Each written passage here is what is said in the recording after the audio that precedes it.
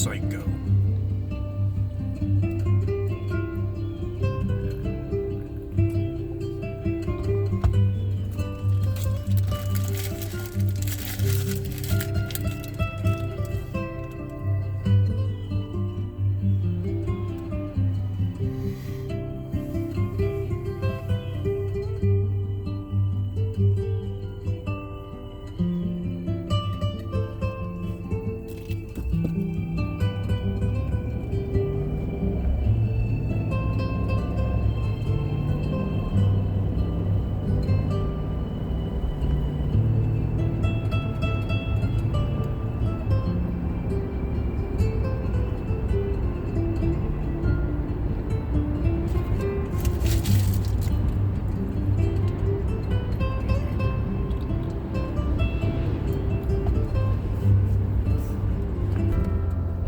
It's all Hollywood actors. I don't know why it didn't dawn on me earlier. Again, revelations. They just appear out of nowhere. Christopher Green is one of the greatest actors I've ever seen. His character, it's like he fooled me for a long time, because I thought, I just thought this is a person that was put on YouTube.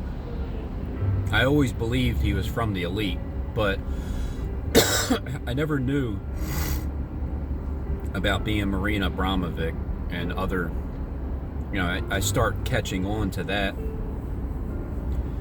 And so the character itself, it's just, he's just had, I look at it as if, all right, stop thinking for a moment that everybody on YouTube is just like a regular person, and it's only one person, and that none of them are actual Hollywood actors.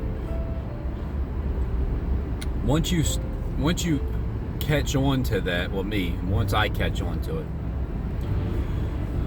I lose the anger that I have towards the character, because if I'm getting mad at an actor, who's the dumbass?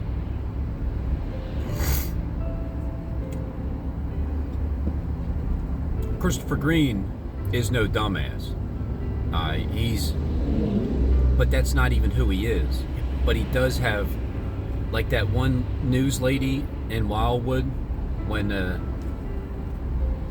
power went out, he was talking about the air conditioners, and he had that same smirky face that Christopher Green had.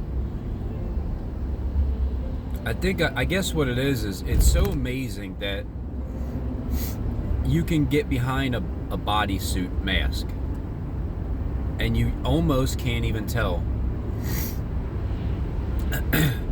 that it's a dude, or it's somebody else behind that mask. It's quite amazing. So I look at it as, when I turn on Christopher Green's channel, it's like just turning on a series of something from a movie or something, and knowing that these are all actors. And even like John Quentin Wise, he's an actor. But see, that's the thing, that face mask just does not look real, and you can kind of tell, because it's not real. And it's funny because I've accused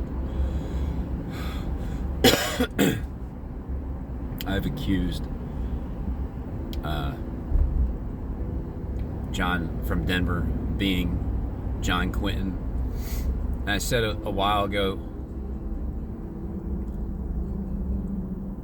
that the possibility of people playing other characters and just being so vile with the comments, and then being another character and being so cool with the comments. And then it's like, who are you really then? If you're extreme opposite that way, so vile and disgusting with the the videos of talking about me in such a creepy way,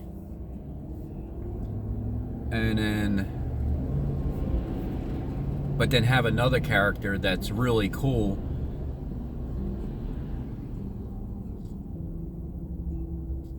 That's the male and female system. That's the good and evil system. That's the double-minded system.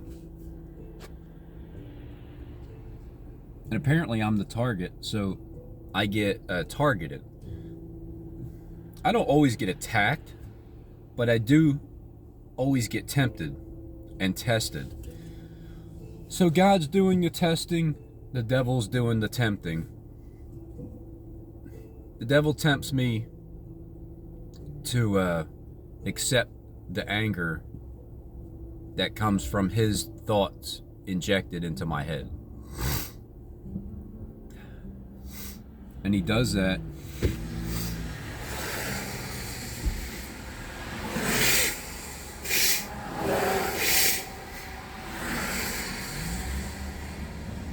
by using characters,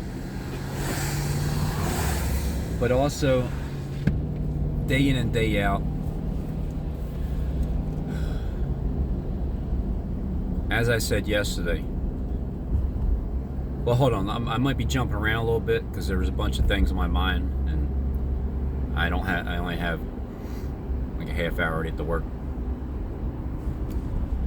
But let me tell you about the things that have been going wrong, and it's exactly what Jonathan Click has been saying. And then at times I thought, is Jonathan Click John Quinton Wise the third Click, like the third one? Because there's Kathy, Karen, and Jim, and Click talks about all of them, and you know how people talk about other characters, but it's really them. And so I thought that he could be him. I also thought that Stephen James could just be one of the characters of Jonathan Click. And then somewhere along the lines, I sure hope people are just not all in one, because that would be, because then who would I meet? I wouldn't be able to meet everybody all at the same time. I would just meet one person, and his name would be Satan. I mean, not that wouldn't be bad to meet the physical representation of Satan that runs the entire planet in person, or in bones. That wouldn't be too bad. But I would like to believe that there were more people involved, and I found a bunch of people. So, but when Click talks about having problems with his internet and all that stuff, I don't actually believe it. I just believe he's talking about me having all those problems, and what he talks about in his life, he's referring to me in my life. They're just parables. They're like, it's not so much a lie making up stories, even though it's not the truth, but if you're tying it into my life and you're using a parable to do it, because the only thing you're not saying is the kingdom of heaven is like this and that, but Click will tell you that these stories of things that people have done and all that stuff, and maybe they did do it, but it was a scripted story to do it in order to make it, in order to manifest it as a real story, but it was set up, manufactured, and scripted. My stories are not set up, manufactured, or scripted. They just happen. They make movies around it and write books about it. Some things that I've already done.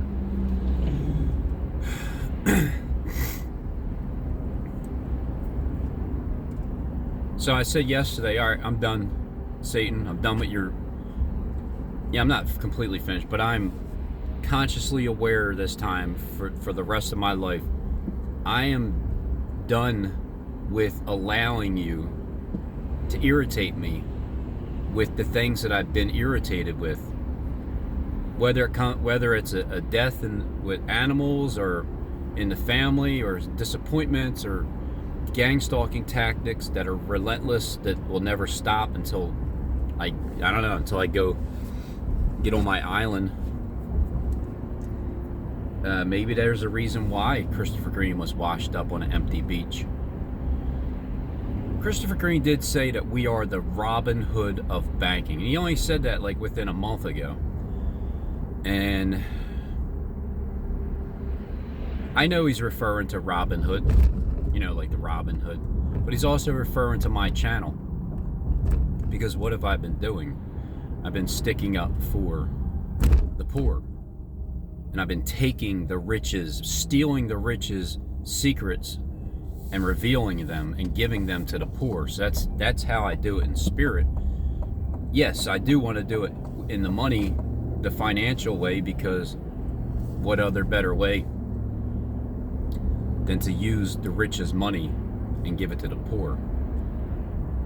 And that's why I believe Christopher Green is now getting people to send all their money, and he's talking to the billionaires too, and the millionaires, and because he's telling you, if you got a lot of money, give a lot. And regardless of how the fire started, nothing's natural.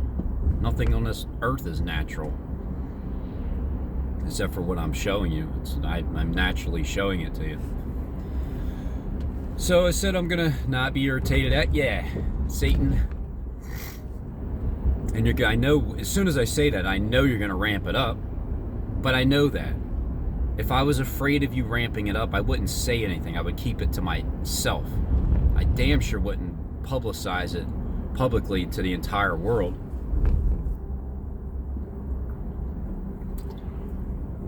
So,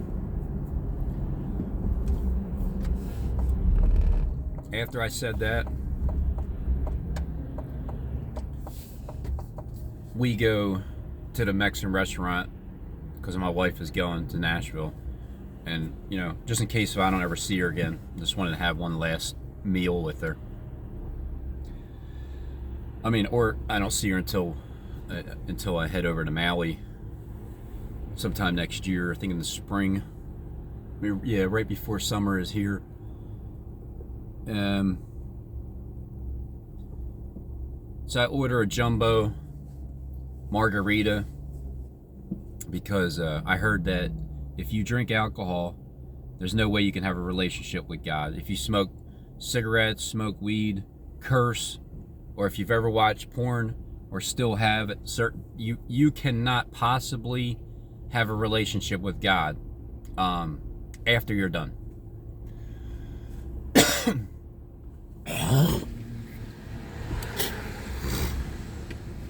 Because that's bullshit. You can't curse. You're right, John from Denver. There's no fucking way that you could possibly be saved unless you say kind, peace, love, joy, and kindness, or I'll pray for you, my brother. I'll pray for you and my enemies. I can't stand that language because it's so fake that it's disgusting. And that's the part of it that when it comes to the perception of being saved, from what? What are you saved from?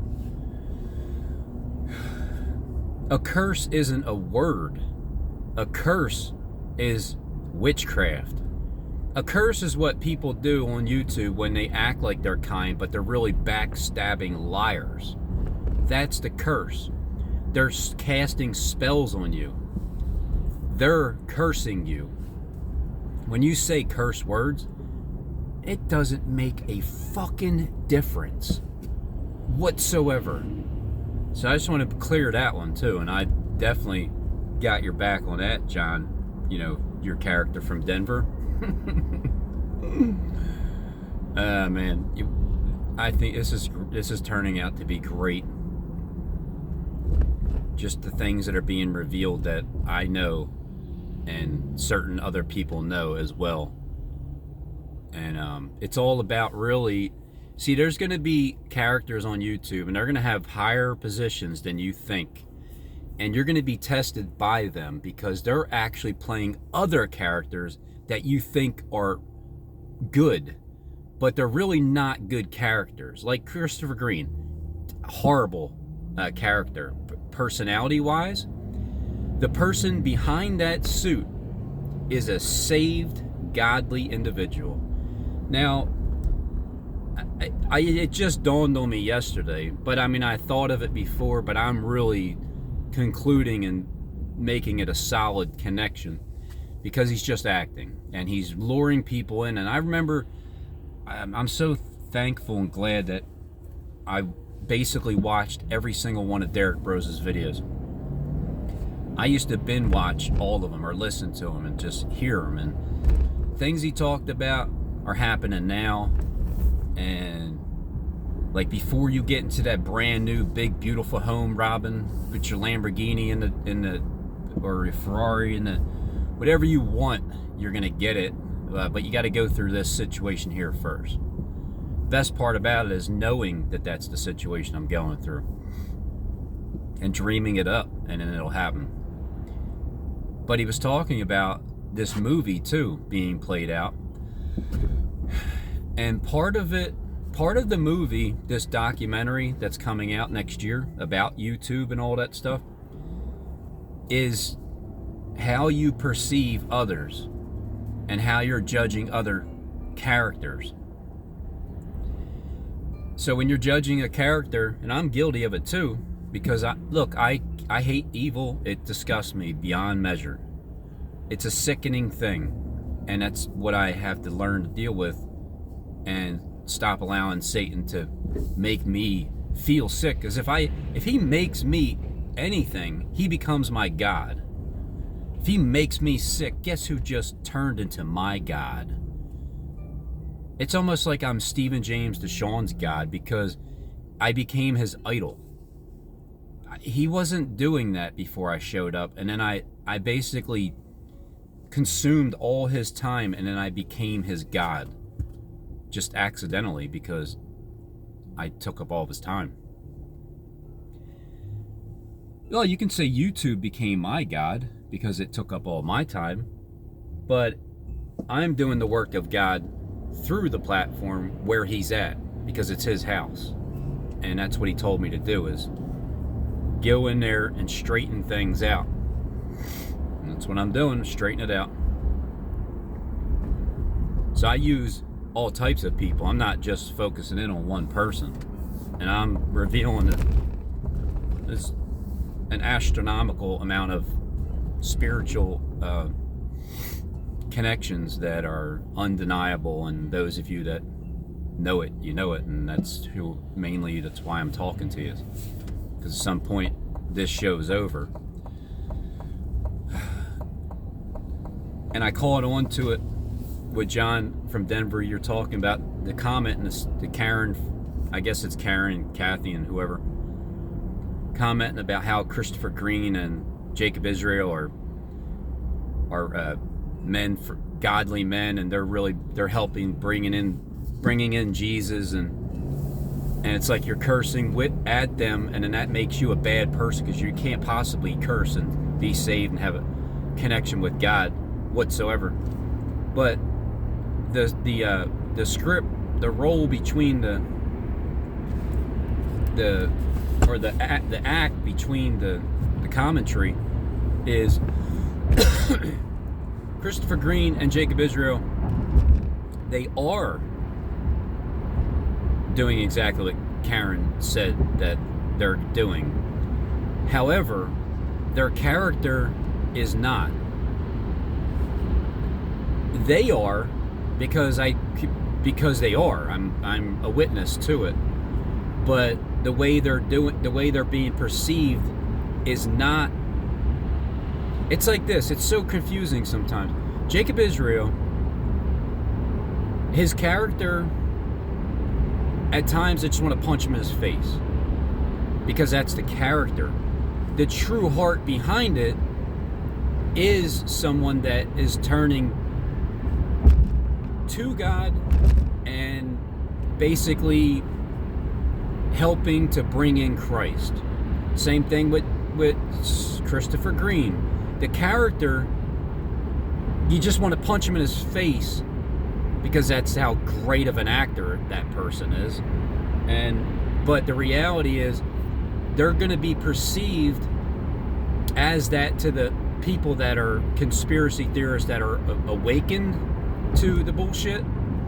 However, he's also going to be looked at as a good guy to people that are blinded by the light, wrapped up like a douche in the middle of the night.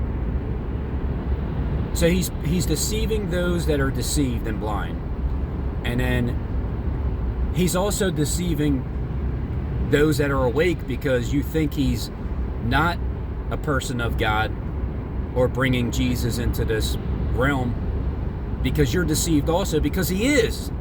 But yeah, and then the other people think he's so great, meaning the character that you see on the television set, they think he's so great, but they're deceived because the character itself is full of shit. But the person inside the heart is a godly person bringing Christ into this realm. But yet you're deceived because you think he's a bad guy because you're perceiving only his character on the YouTube platform. Do you understand what I'm saying here?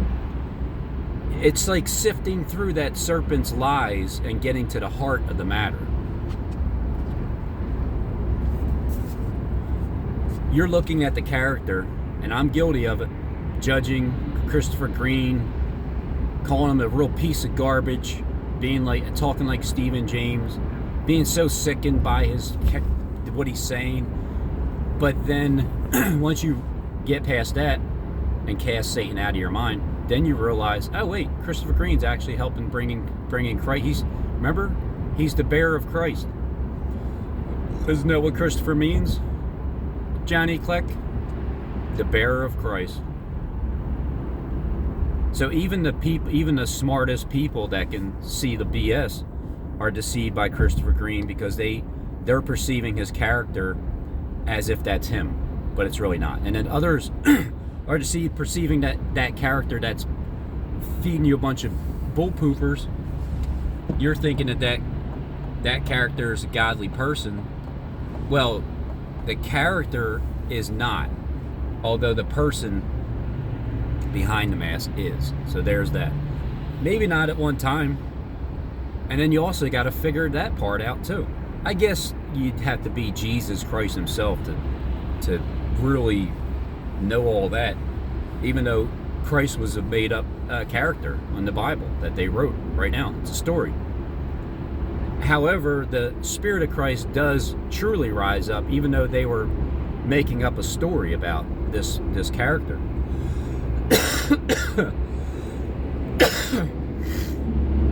That's the best part of this movie, is that it actually comes true.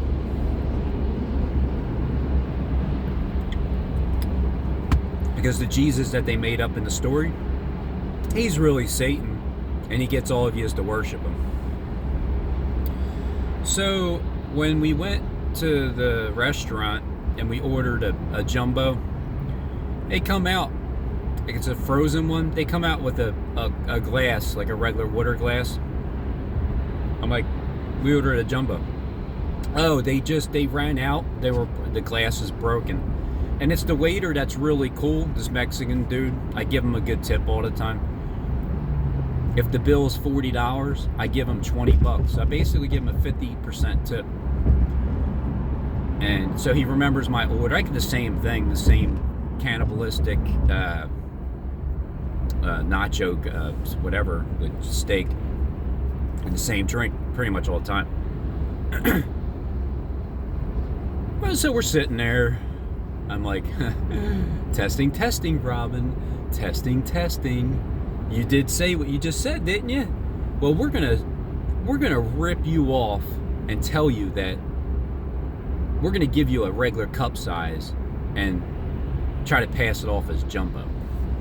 Okay, I understand. You're not gonna. And as the waiter's telling me this, I know he's lying to me, but I like him. But I know he's commanded to do what he's told. So A couple minutes later, I look down at the other table. Oh, don't you know, there's a lady there with a jumbo drink. Oh, right, okay, so he lied to me, although I like him. He seems like a kind person. And so in the end, I said,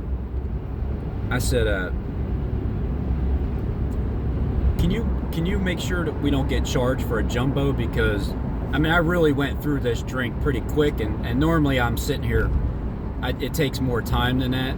That's why I like the jumbos frozen, because it settles there, it stays, and it's just a great drink. And because I said I wouldn't lie to you. Normally I'm sitting here for a while, but I had to. It went by pretty fast. And he's like, "Oh, I'll talk to the manager and I'll see what they can do about it." And he comes back and, yep, he took $2 off of each drink and brought it down to the normal price. And I still gave him a really good tip, because I'm not going to allow Satan to say, "Oh yeah, well, you're not getting a tip because I know you lied to me." And that is showing love to your enemies. Even though it's not like an enemy where he has a gun and he's trying to shoot me. It's just, the enemy is a liar. My enemy is a liar. That's my enemy. Other than that, I love my enemies. Everybody's lying to me. But I know that at a certain point, the lies stop. The lies will stop. So that was a test. I passed it. Flying colors. Jonathan Clark was talking about his situation, stuff disappearing, pictures and this and that. And yesterday I'm trying to send some emails to the truck where I bought the truck at, because I feel like I got sold some warranties that I didn't actually see after I signed the papers, because it had a computerized signature of mine, and the sales rep was saying that we discussed these things and it verbally agreed, so they signed my name through a computer. I don't remember seeing all those warranty papers when I signed the other papers, although the prices were in the final contract. But I was so excited I even got proof for a truck, and it is a way of establishing my credit from here on out. So it's like, I just signed it, and then afterwards I look at it.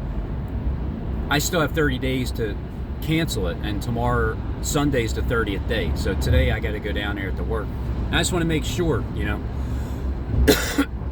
So I'm trying to send emails. I send all the documents. I go and tap on it. You can't, deleted. You can't resize this because it was deleted. So my pictures are getting deleted the moment I send it. Then I get home, and then there's drafts that weren't sent, and I'm trying to send them, and I use my phone, and I switch to the computer, and I switch to the tablet to send it, and so I'm being messed with. Same thing, my radio in this brand new truck. The moment I got the truck, I was getting ready to leave. I went to turn the radio on. It's like, where's the sound? I go back in. There's no sound in the truck. Huh? What? And they go out and try it. We're sitting there for like 5 minutes. I'm like, let me guess. This has never happened to you ever in the history of this establishment. No, it's the first time. Go figure. Go figure. This whole setup didn't work. No sound when I put on the radio. Now it does. But it also even stopped doing it about 5 other times where it just didn't go on. It's like Jacob Israel he just cut the connection, the Bluetooth connection to the satellite, and just watched and seen how I would react towards it. So that kind of stuff happens to me. I get sold. Here's the kicker. This is why I'm going down there today. They sold me the lady asked me about these warranties with a lease. So I'm like, she's like, you want wheel and tire protection because, you know, the lease. I'm like, yeah. I mean, we'll see if I get approved. Well, yeah.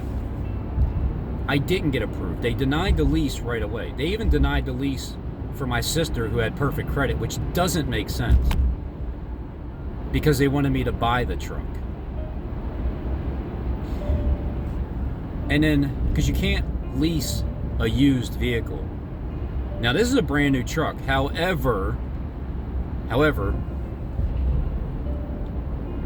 they threw in a $529 warranty that literally says used vehicle exterior paint and interior upholstery warranty. It says used vehicle. On the odometer, it says 7 miles.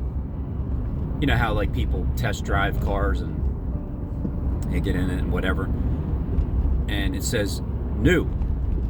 So the truck, it says the type new, but yet the warranty says used vehicle warranty for $529 with a signature that was computerized that shows my name that I did not sign. Now, well, that was the used car. The wheel and tire one, considering it's a truck that I'm buying, and I already put my tires and rims on it. So why would I agree to a $1,466 warranty for tires and rims protection when I'm putting on my own tires? Well, I wouldn't agree to it. That's why. Because there's just things that they slipped in there. And then after I signed the papers, these warranties that I did not agree to as I'm buying the truck were thrown in, wrapped up, rolled up in a rubber band, and then that way when I open it up, the papers just fly out and I don't really know what I'm looking at. So let me ask anybody that has a rational mind.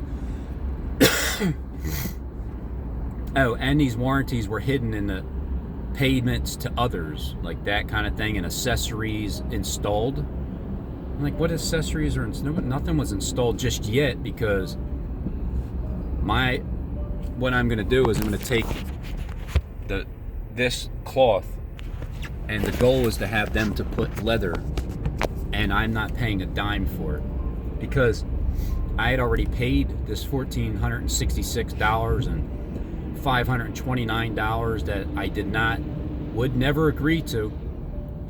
Because if you're buying a new truck and they go over this warranty, all right, well, here, Mr. Tease, would you like this warranty? It's for a used vehicle, paint, chips, interior, leather. Huh? Wait, no, I'm buying a new truck. Well, yes, I know, but would you like this one anyway? Because just say yes and I'll sign your name. Why would anybody in their right mind be explained about a used car warranty as they're buying a brand new truck? Well, because I've concluded that they slipped that one in because, and they said I can't cancel it because it has already been applied. I can't cancel a used car warranty for my brand new truck because it's already been applied. What's that mean? How do you? Oh, okay. Well, I got to do my detective work. So, good luck, Satan, with slipping that one under the rug. I've concluded this truck was in an accident. The door at the bottom of the driver's side, when I shut it, it actually sticks out. There's like a gap at the bottom, which means there was something done that turned it into a used car. Because how do you have a used car warranty for a brand new truck? unless something happened to it. Like, let's say somebody test drove it and they crashed it, the door, or somebody crashed the door, or they opened up the door next and then it dinged the next truck beside it and bent, and they had to redo it and paint it, but they didn't tell anybody, but yet they used this warranty that has already been applied and at my expense. So what had happened was somebody's lying to me about this situation here, because you can't tell me anything other than we lied to you. So here, let's compensate you. And what's that? You want leather on your truck? Sure, here, we'll just transfer the money we tried to con you with, and we'll just have you, and then you just call it even. That's fine. But can you sue a company for selling you a used warranty that they forged your name because you didn't even sign it as you bought a brand new truck? I mean, doesn't that sound like a lawsuit? Is anybody a lawyer? You want to take my case? It's called Fred Beans with Doylestown. I mean, I can name it Rob Beans, Doylestown, Rob Beans. I can name it Rob Beans.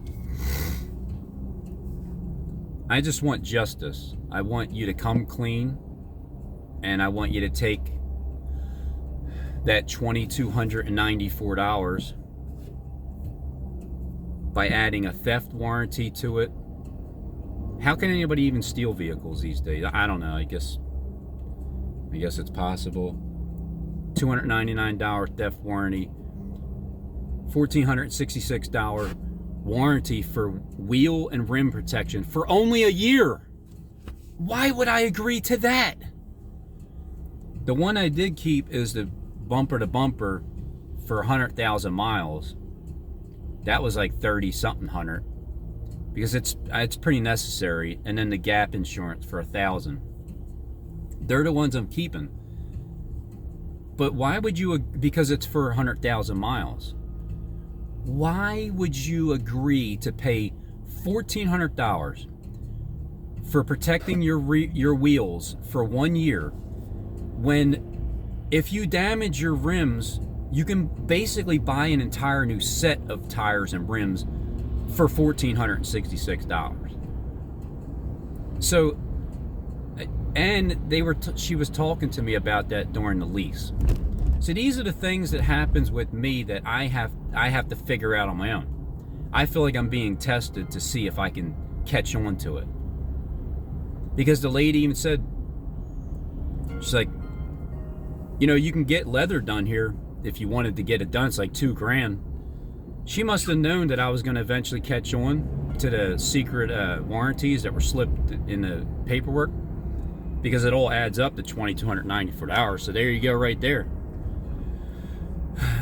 I'll be satisfied with that, because you're trying to say I can't cancel a used car warranty for a new truck? Okay, well, just swap over, make sure that leather gets compensated for, because I'd rather have that than the cloth. And I'd rather be compensated than not compensated. So when Satan does something against you, the Spirit of God will lead you and then guide you in the right direction to make the right decision, and then it becomes your benefit in the end. Just like everybody that attacked me through the YouTube platform. Satan used it for his evil purposes, and I'm just going to use it for my positive, godly purposes and take over the world from Maui doing it. Because I promise you, Robin, if I was Christopher Green, I promise you, we will be riding Lamborghinis, alright? And I promise you, Robin. Oh wait, I'm getting the characters mixed up. I promise, John from Denver said, if I was Christopher Green, I promise you, Robin, we would be driving Lamborghinis, and Christopher Green would be washing our vehicles. You damn Skippy, you're going to be washing my Lamborghini that you give me Christopher. Damn Skippy. And then I seen Skip, and Skip was wearing the same glasses that Christopher Green was wearing. And when I take screenshots, there you go. It's a typical move right there. Just open your door, lean in, and just keep the door open. That's all. That's a typical move. When I do the photos from Google, and I'm putting it together and I tell a story, even if I can't get to come back and explain the story, at least you can see the story. I'm telling you, when I take pictures of things, and then the very next picture, it's like Christopher Green looking in the same direction as Skip Heitzing with the same exact glasses as Skip Heitzing, as Skip is talking about whatever it is, and it's like, hey, come on, don't tell me you're him too. Don't tell me I'm just dealing with Satan and Satan is everybody. Nevertheless, maybe you are everybody. Maybe you're my soulmate, Satan, because I found you and I converted you into being more Christ-like. Wouldn't that be something?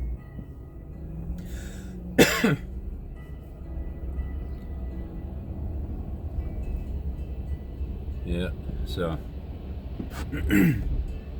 that's how I think of things.